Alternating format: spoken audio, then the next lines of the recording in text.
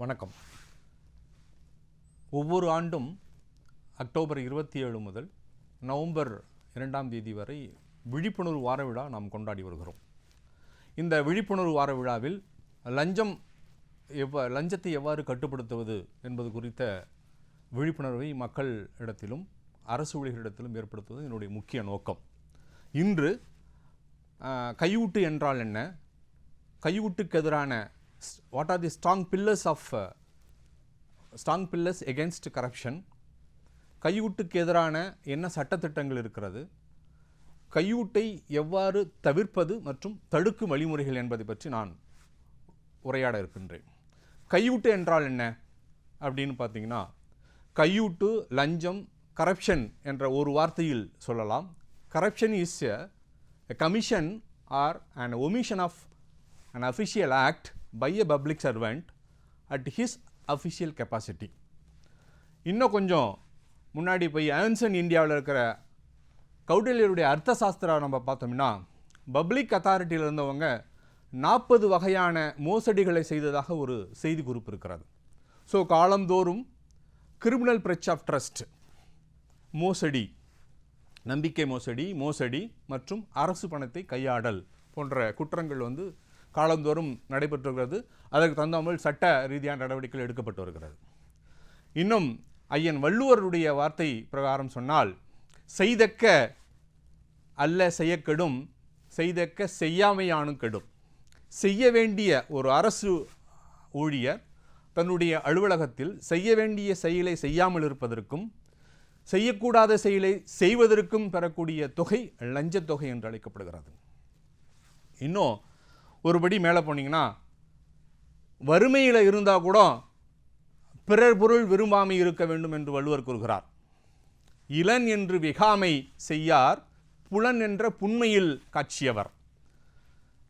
ஒரு இந்த சமூகத்தில் இருக்கக்கூடிய எல்லா வகையான குற்றங்களும் ஒரு தனிப்பட்ட நபனுடைய ஆளுமையை பொறுத்தது. அந்த தனிப்பட்ட நபனுடைய பர்செப்ஷன், அவனுடைய பார்க்கின்ற நோக்கில் இருக்கும். அந்த ஆளுமையினுடைய காரணிகள் என்னன்னா, எக்ஸ்டர்னல் ஃபேக்டர்ஸ், இன்டர்னல் ஃபேக்டர்ஸ் சொல்லலாம். ஐம்புலன்களை அடக்க தெரிந்தவர்கள் வறுமையில் இருந்தால் கூட பிறர் பொருளை விரும்ப மாட்டார்கள். பிறர் பொருளை விரும்பாமை என்பது லஞ்சத்துக்கு எதிரான ஒரு செயல் என்று கூறலாம். அப்போ what are the strong pillars of anti corruption அப்படின்னா, நான் ஏற்கனவே சொன்ன மாதிரி இந்த சமூகத்தில் இருக்கிற ஒவ்வொரு குற்றங்களும், அந்த குற்றம் களைய வேண்டும் என்று சொன்னால், அந்த குற்றம் மறைய வேண்டும் என்று சொன்னால், அந்த தனிப்பட்ட நபரை பொறுத்தது. ஸோ இண்டிவிஜுவல், ஒரு நபரினுடைய சுய கட்டுப்பாடும் மனம் கட்டுப்பாடை சேர்ந்தது. அடுத்து அந்த குற்றத்திற்கு எதிராக இயங்குகின்ற சட்டத்திட்டங்கள். சட்டத்திட்டங்களில் 2-3 வகை இருக்குது. Preventive step, deterrence theory and reformative தியரின்னு சொல்லலாம். முன்னாடியே ஒரு கரப்டட் அஃபிஷியல்ஸ் மேலே எடுக்கக்கூடிய சட்ட ரீதியான நடவடிக்கை மற்றவர்கள் மத்தியில், டிட்டரன்ஸ் அப்படின்னா to make fear among others, moral ஃபியரை உருவாக்கணும். அதுதான் சட்டத்தினுடைய நோக்கமே. மற்றவர்கள் அதன் மூலமாக கற்று தெரிந்து கொள்ள வேண்டும். இந்த தவறு செய்தால் இவ்வாறு தண்டிக்கப்படுவார்கள் என்ற விஷயத்தை அவர்கள் புரிந்து கொள்ள வேண்டும். அதுக்கடுத்து ப்ரிவென்டிவ் மெஷர்ஸ். இப்போ நம்ம கொண்டாடுகின்ற இந்த விழிப்புணர்வு வார விழா கூட இந்த preventive measures, one of the strong pillar against corruption. United Nation Convention Against Corruption 2005 ஒரு அக்ரிமெண்ட் போடுறாங்க. அதில் 2011 நம்ம இந்தியா கையெழுத்திடுறாங்க. அதில் முக்கியமான அம்சங்களில் ஒன்று ப்ரிவென்டிவ் மெஷர்ஸ், 2 லா என்ஃபோர்ஸ்மெண்ட், 3 இன்டர்நேஷ்னல் கோஆப்ரேஷன், அடுத்து அசெட் ரெக்கவரி. ஸோ இந்த ப்ரிவென்டிவ் மெஷர்ஸ் இதுதான் ரொம்ப முக்கியமான விஷயம். Prevention is better then cure என்று எல்லாருக்கும் தெரியும். இப்போது இருக்கிற பேண்டமிக் வைரஸ் இன்ஃபெக்ஷனில் கூட நாம் பெரும்பாலும் நலமுடன் இருப்பதற்கு காரணம் நம்முடைய ப்ரிவென்டிவ் மெஷர்ஸ் தான். இது எல்லோரும் நமக்கு தெரிந்த விஷயம். அடுத்து கையூட்டுக்கு எதிரான சட்டத்திட்டங்கள். பிஃபோர் இண்டிபெண்டன்ஸ் அண்ட் ஆஃப்டர் இண்டிபெண்டன்ஸ்னு சொல்லி பேசலாம். பிஃபோர் இண்டிபெண்டன்ஸில் 1773 ரெகுலேட்டிங் ஆக்ட், ஒழுங்குமுறை சட்டத்தில் கிழக்கிந்திய கம்பெனியில் இருந்த நீதிபதிகள் ஆன்டி கரப்ஷனுக்கு ஃபேவராக ஒவ்வொருத்தரும் உறுதிமொழி எடுத்துக்கிட்டாங்க. அதே அந்த உறுதிமொழி, லாங் லாஸ்டிங், மிக பிரபலமடைந்த அந்த உறுதிமொழி, மனதால் உறுதிமொழி எடுத்துக்கொள்வது, நெஞ்சார உறுதிமொழி எடுத்துக்கொள்வது, இப்போவும் இந்த வார விழாவில் எல்லா அரசு அலுவலகங்களிலும் அரசு ஊழியர்கள் அலுவலகத்துறையினுடைய தலைமையின் கீழ் அரசு ஊழியர்கள் இந்த உறுதிமொழி எடுத்துக்கொண்டார்கள். நேர்மையாக பணி செய்வோம், வெளிப்படைத்தன்மையாக பணி செய்வோம் என்ற அந்த உறுதிமொழியினுடைய நோக்கம். அடுத்து 1860 இந்தியன் பீனல் கோடில் வந்து லஞ்சத்துக்கு எதிரான சட்டத்திட்டங்கள் இருந்தது. அதுக்கப்புறம் what are the law enforcing agencies in India அப்படின்னு பார்த்தீங்கன்னா, சென்ட்ரல் கவர்மெண்ட்டில் 1962 சந்தானம் கமிட்டி அகேன்ஸ்ட் கரப்ஷன் வந்துச்சு. ஸோ அப்போ வந்து CBI and central vigilance commission உருவாக்கப்பட்டது. அதுக்கப்புறம் 88 ப்ரிவென்ஷன் ஆஃப் கரப்ஷன் ஆக்ட். அதுக்கப்புறம் அந்த 1888 ப்ரிவென்ஷன் ஆஃப் கரப்ஷன் ஆக்ட் வந்து 2018 வந்து திருத்தப்பட்டது. ஸோ திருத்தப்பட்ட ப்ரிவென்ஷன் ஆஃப் கரப்ஷன் ஆக்ட் பிரகாரம் ஒரு அரசு ஊழியர் மட்டுமே அதுக்கு குற்றவாளியாக கருத முடியாது. அரசு ஊழியருக்கு உடந்தையாக செயல்படுகின்ற பொதுமக்களும் அண்டர் செக்ஷன் 12 பிரகாரம் தண்டனைக்கு உள்ளாவார்கள். ப்ரிவென்ஷன் ஆஃப் கரப்ஷன் ஆக்டில் அதற்கு என்று தனியாக நீதிமன்றம் அமைக்கப்பட்டு யார் வந்து அந்த வழக்கின் கீழ் அந்த சட்டத்தின் கீழ் கைது செய்யப்படுகிறார்களோ அவர்கள் உடனடியாக விசாரிக்கப்பட்டு தண்டனையும் விரைவாக கிடைக்க இப்போ ஏற்பாடு செய்யப்பட்டுள்ளது. அந்த சட்டத்தின் பிரகாரம் குறைந்தபட்சம் 3 வருட சிறை தண்டனையும் அதிகபட்சம் 7 ஆண்டு காலம் தண்டனையும் கிடைக்க இருக்கிறது. அதோடு ஃபைன் அமௌண்ட்டும் சேர்த்து தான் போடுறாங்க. ஸோ அதுக்கடுத்து லோக்பால் அண்ட் லோக்பால் வந்து சென்ட்ரல் கவர்மெண்ட் எம்ப்ளாயிஸ் சூப்பர்வைஸ் பண்ணுற ஒரு ஆர்கனைசேஷன், ஆன்டி கரப்ஷன் ஏஜென்சி. இவ்வாறு அப்புறம் நேஷனல் ஆன்டி கரப்ஷன் ஸ்ட்ராட்டஜின்னு ஒன்று இருக்குது. அது வந்து 2010 சென்ட்ரல் விஜிலன்ஸ் கமிஷனோட ஒரு இனிஷியேட்டிவ். அதில் வந்து ஒவ்வொரு போஸ்ட்லேயும் வந்து சென்சிட்டிவ் போஸ்ட்லேயும் வந்து சீனியர் அஃபிஷியல்ஸ் வந்து ரொட்டேஷன் பேசிஸில் அதில் வேலை செய்யணும் அப்படின்றது முக்கிய கருத்தாக இருக்கிறது. அது விசில் பவுலர்ஸ் ப்ரொடெக்ஷன் ஆக்ட் 2011 அப்படின்ற ஒரு சட்டம். அந்த சட்டத்தின் பிரகாரம் கரப்ஷன் ரிலேட்டடாக அலிகேஷனை விசாரிக்கிறது, கரப்ஷன் ரிலேட்டடாக கொடுக்குற தகவல் கொடுக்குற நபர்களினுடைய பாதுகாப்பை உறுதி செய்வது குறித்திட்ட சட்டத்திட்டங்கள் அதில் இருக்கிறது. கரப்ஷனுக்கு அகேன்ஸ்டாக இருக்கிற மிக முக்கியமான 2 சட்டங்கள் என்ன அப்படின்னா, apart from prevention and corruption act, right to information act 2005 and E governance. வெளிப்படைத்தன்மையாக எல்லா அரசு ஆவணங்களையும் கம்ப்யூட்டர் மயமாக்கி எல்லாருக்கும் கிடைக்கும் வகையில் வகை செய்வது அந்த சட்டத்தினுடைய நோக்கம். அடுத்து லஞ்சத்தை தவிர்க்கும் மற்றும் தடுக்கும் வழிமுறைகள். உண்பது ஞாழி உடுப்பது 2 என்ற புறநாற்று இலக்கியங்கள்லாம் நாம் அறிந்து வருகிறோம். அதே போல் ஒரு செயலை செய்கின்ற பொழுது அந்த செயல் நமக்கு பழி ஏற்படும், அந்த செயலினால் நமக்கு பழி ஏற்படும் என்றால் இந்த உலகத்தையே கையில் கொடுத்தாலும் அந்த செயலை செய்ய மாட்டேன் என்று செய்யக்கூடாது என்று புறநாற்று செய்கிறது. பழியனின் உலகுடன் பெரியினும் கொள்ளலார் அப்படின்னு புறநானூற்று செய்தி சொல்கிறது. ஸோ இதுக்கு மேலே முன்னாடியே வந்து நம்ம கௌதம புத்தர் சொல்லுவார், ஆசையே துன்பத்துக்கு காரணம் அப்படிம்பார். அப்போ ஒரு பொருளினுடைய தேவையும் ஒரு உணர்வினுடைய தேவையும் 4 நிலைகள் இருப்பதாக உளவியல் அறிஞர்கள் குறிப்பிடுகிறார்கள். தேவை, ஆசை, பேராசை and perversion. Need, desire, greedy and perversion. இதில் அரசு ஊழியர்கள் எந்த நிலையில் இருக்கிறார்கள் என்பதை தங்களே சுய மதிப்பிட்டு கொள்ள வேண்டும். இன்னும் ஒரு படி மேலே போனால் ஐயன் வள்ளுவனுடைய வார்த்தைப்படி யாதனின் யாதடி நீங்கியான் நோதல் அதனின் இளன். எந்தெந்த பொருள்கள் மீது எந்தெந்த ஆசை எதன் மீதெல்லாம் நமக்கு விருப்பம் ஏற்படுகிறதோ ஆசை ஏற்படுகிறதோ அதையெல்லாம் நீக்குகின்ற பொழுது அதனால் வரக்கூடிய துன்பங்கள் எல்லாம் நீங்கிவிடும் என்கின்றார். அடுத்து அரசு ஊழியர்கள் மத்தியில் இருக்கக்கூடிய மிகப்பெரிய ஒரு குறை என்னவென்றால், அரசு அலுவலகங்களுக்கு செல்கின்ற பொதுமக்களை அவர்களுடைய குறைகளை கேட்கின்ற நிலை வந்து இல்லை, அவர்களுடைய குறைகளை வந்து காது கொடுத்து கேட்பதில்லை, அவர்கள் வந்து புறக்கணிக்கப்படுவதாக ஒரு தாக்கம் இருக்கிறது. அதுக்கு என்ன காரணம்? GF Brown the psychodynamic of abnormal behaviour அப்படின்ற ஒரு புத்தகத்தில் சொல்கிறாரு, யாருக்கு வந்து அன்பு இருக்கிறதோ, அதை இன்னும் வள்ளுவன் வார்த்தையில் சொல்லணும்னா, நல்லாற்றான் நாடி அருளால்க பல்லாற்றான் தேரினும் அகுதே துணை என்ற திருக்குறள் பிரகாரம் இந்த உலகத்தில் இருக்கக்கூடிய 2 முக்கியமான உணர்வுகளில் ஒன்று இரக்க உணர்வு, மற்றொன்று அரக்க உணர்வு. அதை GF Brown psychodynamic of abnormal behaviour என்ற நூலில் சொல்கிறாருன்னா, யாருக்கு அப்நார்மல் பிஹேவியர் இருக்கிறதோ அவர்கள் அரக்க உணர்வு கொண்டவர்களாக இருக்கிறார்கள். வள்ளுவன் வாக்குப்படி சொல்ல வேண்டால் அழுக்கறு, அவா, வெகுளி, இன்னாசொல், இந்த 4மே இருக்கும் அப்நார்மல் பிஹேவியரில். பொறாமைப்படுறது, கோவப்படுறது, பேராசைப்படுறது, வாய்க்கு வந்தபடி திட்டுவது. ஸோ இந்த 4ம் அப்நார்மல் பிஹேவியரில் இருக்கும். ஸோ யாருக்கு இரக்க உணர்வு இருக்கிறதோ அவர்கள் அன்பு காட்டக்கூடியவர்களாக, பெருந்தன்மையுடன் நடப்பவர்களாக, தன்னுடைய வேலைகளை பொறுப்பாக செய்யக்கூடிய நபர்களாக இருக்கிறார்கள் என்று சொல்லுகிறார்கள். அப்போ யாருக்கு இரக்க உணர்வு இருக்கிறதோ அவர்களுடைய ஒரு ஆராய்ச்சியில் சொல்லியிருக்காங்க, யாருக்கு இரக்க உணர்வு இருக்கிறதோ அவர்களுடைய உமிழ்நீரில் அவர்களுடைய உடலுக்கு தேவையான உயிர் எதிர்ப்பு சக்தி பொருளாக கருதப்படக்கூடிய இம்யூனோகுளோபின் ஏ இருப்பதாக கண்டுபிடித்திருக்கிறார்கள். யார் இரக்க உணர்வுடன் செயல்படுகிறார்களோ, இருக்கிறார்களோ, அன்பாக இருக்கிறார்களோ, தன்மையாக இருக்கிறார்களோ அவர்களுக்கு உரிய எதிர்ப்பு சக்தி உடலில் கிடைக்கும். யாருக்கு எதிர்ப்பு சக்தி இருக்கிறதோ தன்னம்பிக்கை கொண்டவர்களாகவும் தன்னுடைய பொறுப்பை உணர்ந்தவர்களாகவும் இருக்கிறார்கள். அவர்களுடைய பணியை செவ்வனே செய்கிறார்கள் என்பது நமக்கு எல்லாருக்கும் தெரிந்த விஷயம்.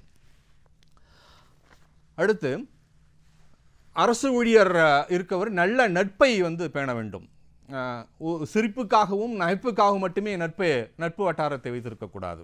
நகுதற் பொருட்டொன்று நட்பில் மேற்சென்று இடித்தற் பொருட்டு, ஒரு தவறை செய்கின்ற பொழுது நீ தவறு செய்கிறாய் என்று உணர்த்தக்கூடிய நட்பு மட்டும்தான் சிறந்த நட்பாக கருதப்படுகிறது. அதே மாதிரி ஒரு அரசு ஊழியரோ அல்லது ஒரு பொதுமக்களோ அவர்களுக்கு வேண்டிய நிர்வாகம் சம்பந்தப்பட்ட எந்த குறைகளாக இருந்தாலும் அது காலத்தை சென்று செய்ய வேண்டும். உரிய நேரத்தில், உரிய காலத்தில், உரிய இடத்தில் அது குறித்த தகவல்களை தெரிந்து கொண்டு அதற்குரிய ஆவணங்களை சமர்ப்பிக்க வேண்டும். இதுதான் வள்ளுவன் சொல்லுவான், தூங்கற்க தூங்காது செய்யுவினை. எப்போ எதை செய்யணுமோ அதை காலந்தாழ்த்தாமல் செஞ்சால் நம்ம லஞ்சத்துக்குரிய வழிகளில் முன்னாடி நம்ம விலகிடுவோம் அப்படின்ற ஒரு கருத்தும் சொல்லலாம். அதேமாதிரி ரொம்ப பெரிய லெவலில் டிப்டாப்பாக வரவங்களுக்கும் மட்டும்தான் நம்ம பணி செய்யணும் அப்படிங்கிற உருவு கண்டு எல்லாமை வேண்டும் என்கின்றார் வள்ளுவர். சிறியவனாக இருந்தாலும் சரி, பெரியவனாலும் சரி, நல்ல மிகப்பெரிய காரில் வந்தாலும் சரி, சாதாரண சைக்கிளில் வந்தாலும் சரி, யார் வந்தாலும் அலுவலகங்களுக்கு அவர்களுடைய குறைகளை கேட்டறிந்து சேவை செய்வதுதான் அரசு ஊழியனுடைய கடமையாக இருக்க வேண்டும். அவ்வாறு செய்கின்ற பொழுது எந்த விதமான பிரதிபலனும் எதிர்பாராமல் செய்ய வேண்டும். எப்படி என்றால், வானின்று பெய்கின்ற மழை போல கைமாறு வேண்டா கடப்பாடு மாறி மாட்டு எண்ணாற்றோம் கொள்ளு விலகு. வானின்று மழை பெய்கிறது, எந்த விதமான பலனையும் எதிர்பார்க்காமல் தான் நாம் மழை பெறுகிறோம். அதுபோல அரசு ஊழியர்களாக அவர்களுடைய சேவையை எந்த விதமான பிரதிபலனும் எதிர்பாராமல் செய்கின்ற பட்சத்தில் லஞ்சம் குறைய வாய்ப்பிருப்பதாக நான் கருதுகிறேன். அதுபோல ஒவ்வொரு அரசு ஊழியர்களுக்கும் சுய கட்டுப்பாடு வேணும், செல்ஃப் டிசிப்ளின். டிசிப்ளினை வள்ளுவர் உயிருக்கு மேலாக கருதுகிறார். ஒழுக்கம் விழுப்பம் தரலான், ஒழுக்கம் உயிரினும் ஓம்பப்படும் என்கின்றார். டிசிப்ளின் என்பது ஒரு நபருடைய பொறுப்புணர்வை குறிக்கலாம். ஒரு தனிப்பட்ட நபருக்கு என்று ஒரு பொறுப்பு இருக்கிறது, அவரை சார்ந்த சமூகத்திற்கு ஒரு பொறுப்பு இருக்கிறது. அதாவது individual responsibility, self responsibility and social responsibility. Other 3 responsibilities இருக்கு: escaping responsibility, fixing responsibility and shifting responsibilities. So அரசு ஊழியர்களுக்கு எல்லாருக்கும், அரசு ஊழியருக்கு மட்டுமல்ல பொதுமக்களுக்கும் தங்களுடைய பொறுப்பை உணரக்கூடிய தன்மையும் சமூகத்தின் மீது அக்கறையும் இருக்கும் பட்சத்தில் கண்டிப்பாக நம் லஞ்சத்தை தவிர்க்கவும் முடியும், தடுக்கவும் முடியும். அதுபோல் எவ்வளவு பெரிய நிலையில் எவ்வளவு பெரிய பதவியில் இருந்தாலும் சரி, எவ்வளவு மிகப்பெரிய பரப்பளவு கொண்ட ஒரு அதிகாரியாக இருந்தாலும் சரி, தன்னுடைய சுய கட்டுப்பாடு எப்பொழுதும் வேண்டும் என்று நருந்தொகை செயலில் ஒரு குறிப்பு இருக்கிறது. தருகன் யானைதான் பெரிது ஆயினும் சிறுகன் மூங்கி கோர்க்கு அஞ்சுமே. யானை உருவத்தில் மிகப்பெரிய ஒரு மிருகம். அந்த மிகப்பெரிய உருவத்தை கொண்ட அந்த யானையை கட்டுப்படுவது ஒரு சிறிய மூங்கில் குச்சி தான். அதுபோல் எவ்வளவு பெரிய பதவிகள் இருந்தாலும், எவ்வளவு பரப்பளவை, எவ்வளவு அதிகாரங்கள் இருந்தாலும் தன்னுடைய சுய கட்டுப்பாடுடன் மனக்கட்டுப்பாடுடன் செயல்படுகின்ற பொழுது அரசு ஊழியர்கள் லஞ்சம் என்ற குற்றத்தை செய்யாமல் இருப்பதற்கு பெரிதும் வாய்ப்பு இருப்பதாக நான் கருதுகிறேன். அடுத்து பாரதி சொன்ன மாதிரி எண்ணிய முடிதல் வேண்டும், நல்லதே எண்ணல் வேண்டும், திண்ணிய நெஞ்ச வேண்டும், தெளிந்த நல் அறிவு வேண்டும் என்ற கருத்துக்களை நாம் ஆழ்மன அகராதியில் பதிவு செய்து கொள்ள வேண்டும். அதுபோல் இப்போ இருக்கிற அரசு ஊழியர்கள் என்னால் ஒர்க்லோடு இருக்குது, அதிகமாக இருக்குது, சீக்கிரமாக வேலையை செஞ்சு முடிக்கணும், எனக்கு தனிப்பட்ட பிரச்சனைகள் நிறையா இருக்குது, என்னுடைய குடும்ப பிரச்சனை இருக்குது, அதனால் நான் என்னுடைய மனநிலை மாற்றத்தை நான் தள்ளப்படுகிறேன் அப்படியெல்லாம் சொல்லலாம். ஆனால் அது தவறான விஷயம். சந்தனம் எப்படி எப்போதும் மணக்கிறதோ அதுபோல் அகில் என்ற கட்டையும் மணக்கத்தான் செய்யும். புகைக்கணும் கார் அகில் பொல்லாங்கு கமலாது என்று சொல்வார்கள். அந்த அகில் என்ற கட்டையே மிகப்பெரிய கரிய நெருப்பில் கொடிய நெருப்பில் போட்டாலும் அதனுடைய மனம் மாறாது. அதுபோல அரசு ஊழியர்கள் எந்த நிலையில் இருந்தாலும் எந்த சூழ்நிலையில் இருந்தாலும் தன்னை கட்டுப்படுத்தி மனதை பக்குவப்படுத்தி கண்டிப்பாக குணம் மாறாமல் தங்களுடைய பணிகளை செய்தால் லஞ்சம் என்ற குற்றத்தை கண்டிப்பாக தவிர்க்க முடியும். முக்கியமாக நாம் அனைவரும் விழிப்பான இந்தியா செழிப்பான இந்தியா என்ற பயணத்தில் நாம் போய்கொண்டிருக்கிறோம். தற்போதைய இளைஞர்கள் மிகவும் உன்னிப்பாக கவனித்து கொண்டிருக்கிறார்கள். யார் எந்த அரசு ஊழியர் எவ்வாறு பணி செய்கிறார், எந்த நிலையில் பணி செய்கிறார், எப்படியெல்லாம் அவர் மக்களை அணுகுகிறார், எந்த விதத்தில் எந்த தன்மையுடன் பேசுகிறார், அப்படியெல்லாம் இளைஞர்கள் மிக உன்னிப்பாக கவனித்து கொண்டிருக்கிறார்கள். அத்தகைய இளைஞர்களுடன் நாம் பயணித்து கொண்டிருக்கிறோம். கண்டிப்பாக நாம் விழிப்பான இந்தியாவும் செழிப்பான இந்தியா என்ற ஒரு நோக்கத்தை சென்றடைவோம். கையூட்டுக்கு எதிரான சட்டத்திட்டங்களில் பார்க்கின்ற போது பிஃபோர் இண்டிபெண்டன்ஸ் அண்ட் ஆஃப்டர் இண்டிபெண்டன்ஸ்னு பார்க்கலாம். பிஃபோர் இண்டிபெண்டன்ஸில் 1773 ரெகுலேட்டிங் ஆக்ட் பிரகாரம் ஈஸ்ட் இந்தியா கம்பெனியில் இருந்த ஜட்ஜஸ் ஆன்டி கரப்டிவ் ப்ராக்டிஸாக உறுதிமொழி எடுத்துக்கிட்டாங்க அப்படின்ற செய்தி இருக்கிறது. அதே மாதிரி இப்போ நாம் கொண்டாடிக்கிட்டு வருகின்ற விழிப்புணர்வு வார விழாவில் முதல் நாள் அடுத்த நாளில் ஒவ்வொரு அரசு அலுவலகங்களுடைய துறை தலைவர்களில் தலைமையின் கீழே ஒவ்வொரு அரசு ஊழியர்களும் உறுதிமொழி எடுத்துக்கொண்டார்கள். அதாவது லஞ்சம் தவிர நெஞ்ச நிமிர், லஞ்சம் பெறுவதும் லஞ்சம் கொடுப்பதும் குற்றம், சட்டப்படி குற்றம் என்ற ஒரு கருத்தையும், நேர்மையாக பணி செய்வேன் என்ற ஒரு கருத்தையும் தாங்கி அந்த உறுதிமொழியை எடுத்துக்கொண்டார்கள்.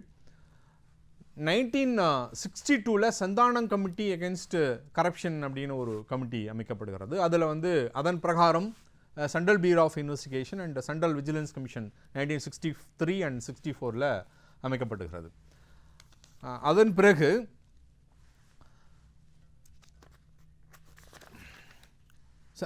Prevention of money laundering act 2002, then right to information act 2005. Right to information act கரப்ஷனை மிகப்பெரிய அளவில் தடுத்துச்சு அப்படின்னு சொல்லலாம். ஒரு விஷயத்தை ஒரு அரசு அலுவலகங்களை எந்த சட்டத்தின் பிரகாரம் எந்த திட்டத்தின் பிரகாரம் இந்த பணியை செஞ்சீங்க அப்படின்னு கேட்கின்ற பொழுது அவர்கள் உண்மையாக என்ன நடந்ததோ அதை மட்டும்தான் அவங்க கொடுக்க முடியும். ஸோ அது பொய்யா இருக்கும் பட்சத்தில் அங்கே நடைபெற்ற ஏற்கனவே அர்த்தசாஸ்திரத்தில் சொல்லியிருக்க மாதிரி மிஸ்அப்ரோபியேஷன் ஆஃப் கவர்மெண்ட் ஃபண்ட்ஸ், கிரிமினல் பிரச் ஆஃப் ட்ரஸ்ட் அண்ட் சீட்டிங், எம்பெசல்மெண்ட், ஏதாவது ஒரு வகையான எம்பெசல்மெண்ட் மோசடி இருக்கிறதா என்பது கண்டுபிடிப்பதற்கு இந்த ரைட் டு இன்ஃபர்மேஷன் ஆக்ட் மிகப்பெரிய அளவில் உதவி செஞ்சிச்சு. அதேமாதிரி draft and national anti corruption strategy அப்படின்னு அது சென்ட்ரல் விஜிலன்ஸ் கமிஷனுடைய ஒரு இனிஷியேட்டிவ்.